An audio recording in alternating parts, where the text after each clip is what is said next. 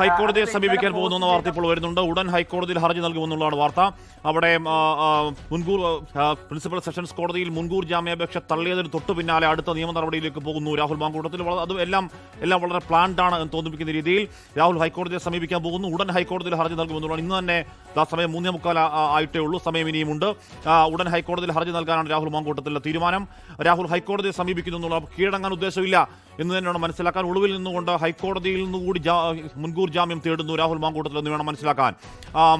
ഷഫീദ് റാവുത്തർ ചേരുന്നു. ഷഫീദ്, അത് സ്വാഭാവികമായ അടുത്ത നടപടിക്രമം എന്നുള്ള നിലയ്ക്ക് അങ്ങനെയാണെങ്കിൽ തന്നെയും വളരെ പെട്ടെന്ന് മുൻകൂർ ജാമ്യം തള്ളിയതിന്റെ തൊട്ടു പിന്നാലെ ഹൈക്കോടതിയിലേക്ക് നീങ്ങണമെങ്കിൽ ഈ മുൻകൂർ ജാമ്യം തള്ളൽ രാഹുലിന്റെ അഭിഭാഷകനും അപ്രതീക്ഷിതമല്ലെന്ന് തോന്നുന്നു. ഷഫീദ്, ഹഷ്മി, സ്വാഭാവികമായും ഈ സെഷൻസ് കോടതി ഇത് തള്ളും എന്നുള്ള ഒരു 90% വിശ്വാസം പ്രതിഭാഗത്തിനുണ്ടായിരുന്നു. അതിന്റെ കൂടി അടിസ്ഥാനത്തിലാണ് മുൻകൂർ പ്ലാൻ ചെയ്തതുപോലെ ഈ ജാമ്യാപേക്ഷയുമായി ഹൈക്കോടതിയിൽ സമീപിക്കാനുള്ള രാഹുൽ മാങ്കൂട്ടത്തിന്റെ നീക്കം. മാത്രവുമല്ല, സെഷൻസ് കോടതിയിലെ ഓർഡർ അത് ഓപ്പൺ കോർട്ടിൽ പ്രൊനൗൺസ് ചെയ്യുമെന്നാണ് ജഡ്ജി പറഞ്ഞിരിക്കുന്നത്.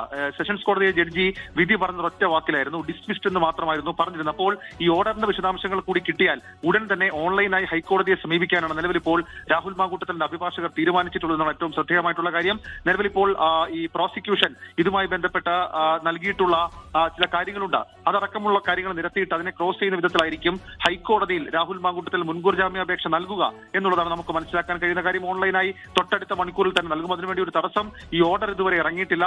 തിരുവനന്തപുരം പ്രിൻസിപ്പൽ സെഷൻസ് കോടതിയിലെ ഓർഡർ കിട്ടിയാൽ ഉടൻ ഹൈക്കോടതിയെ സമീപിക്കാനാണ് രാഹുൽ മാങ്കൂട്ടത്തിന്റെ തീരുമാനം. അതിനുവേണ്ടി അഭിഭാഷകർ ഇതിനോടകം തന്നെ നീക്കങ്ങൾ ആരംഭിച്ചിട്ടുണ്ട്.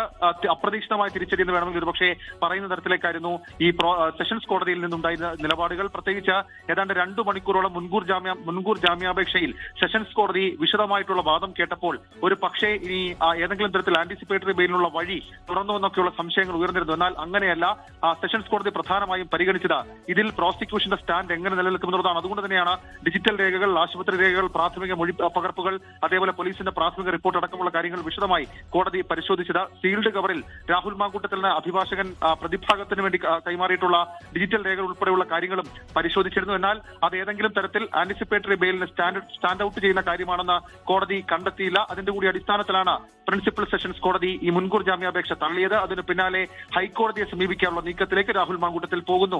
അങ്ങനെയാണെങ്കിൽ ഏതെങ്കിലും തരത്തിൽ കീഴടങ്ങലില്ല, പകരം ഒളിവിൽ കഴിഞ്ഞുകൊണ്ട് ഹൈക്കോടതിയുടെ നിലപാട് കൂടി അറിയാനാണ് രാഹുൽ മാങ്കൂട്ടത്തിൽ ശ്രമിക്കുന്നത്. അതേസമയം രാഹുൽ മാങ്കൂട്ടത്തിനായി സംസ്ഥാനത്തിന് പുറത്ത് കർണാടക കേന്ദ്രീകരിച്ചുകൊണ്ട് വ്യാപക തിരച്ചിൽ അത് അന്വേഷണ സംഘം നടത്തുന്നുണ്ട്. കർണാടകയിലെ പല പ്രദേശങ്ങളിൽ 3 ടീമായി തിരിഞ്ഞാണ് SITയുടെ നീക്കങ്ങൾ ഇപ്പോൾ നടത്തുന്നത്. രാഹുൽ മാങ്കൂട്ടത്തിന്റെ സന്തത സഹചാരിയായ ഒരു അടൂർ സ്വദേശിയെ പോലീസ് കസ്റ്റഡിയിലെടുത്തിട്ടുണ്ട്. ഷഫീദ്, അപ്പോൾ ഹൈക്കോടതിയിലേക്ക് മുൻകൂർ ജാമ്യാപേക്ഷയുമായി പോവുകയാണെങ്കിൽ ഒളിവ് ജീവിതം തുടരാൻ തന്നെയാണ്, അല്ലെങ്കിൽ ഹൈക്കോടതിയുടെ തീരുമാനം കൂടി അറിഞ്ഞിട്ട് മതി ബാക്കി നടപടി എന്ന നിലയ്ക്ക് രാഹുൽ ക്യാമ്പ് ആലോചിക്കുകയാണ് എന്ന് വേണോ മനസ്സിലാക്കാൻ?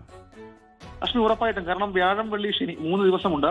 വ്യാഴാഴ്ച കൊടുത്താലും വെള്ളിയാഴ്ച ഹർജി ഫയലിൽ സ്വീകരിച്ച് തുടർന്ന് തന്നെ ടേബിൾ ചെയ്യാനുള്ള സാധ്യതയുണ്ട്. അങ്ങനെയാണെങ്കിൽ അത് നീണ്ടുപോകേണ്ടി വരില്ല. ഹൈക്കോടതി കൂടെ തള്ളിയാൽ മാത്രമേ കീഴടങ്ങൽ സാധ്യത രാഹുൽ മാങ്കൂട്ടത്തിൽ പരീക്ഷിക്കുകയുള്ളൂ എന്നാണ് നമുക്ക് മനസ്സിലാക്കാൻ കഴിയുന്ന കാര്യം. പക്ഷേ കേരള പോലീസിനെ സംബന്ധിച്ചിടത്തോളം ഇപ്പോൾ സമ്മർദ്ദങ്ങളില്ല.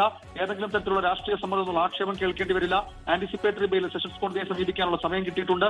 അതുകൊണ്ട് തന്നെ അടുത്ത മിനിറ്റിൽ അല്ലെങ്കിൽ അടുത്ത മൊമെന്റിൽ അറസ്റ്റ് ചെയ്യുക എന്നുള്ളതാണ് കേരള പോലീസ് ലക്ഷ്യം വെക്കുന്ന കാര്യം. അത് ഉടൻ തന്നെ ഉണ്ടാകും. കർണാടക കേന്ദ്രീകരിച്ച് 3 സംഘങ്ങൾ അന്വേഷണം ഊർജിതമാക്കിയിട്ടുണ്ട്. തിരുവനന്തപുരം DCPയുടെ നേതൃത്വത്തിലുള്ള അന്വേഷണ സംഘം ഇന്ന് വൈകിട്ട് യോഗം ചേരും. അതിനുശേഷം എങ്ങനെയാണ് രണ്ടാമത്തെ കേസിലെ തുടർന്നത് എന്നുള്ള കാര്യം തീരുമാനിക്കുകയും ചെയ്യും. ഹഷ്മി, ലോകത്തെവിടെയായാലും ഏത് സമയത്തും 24 വാർത്തകളും ഓഗ്മെന്റഡ് റിയാലിറ്റി പാക്കേജുകളും എക്സ്പ്ലെയിനറുകളും വിശദമായി കാണാൻ ഞങ്ങളുടെ YouTube ചാനൽ നിങ്ങൾക്ക് സബ്സ്ക്രൈബ് ചെയ്യാം.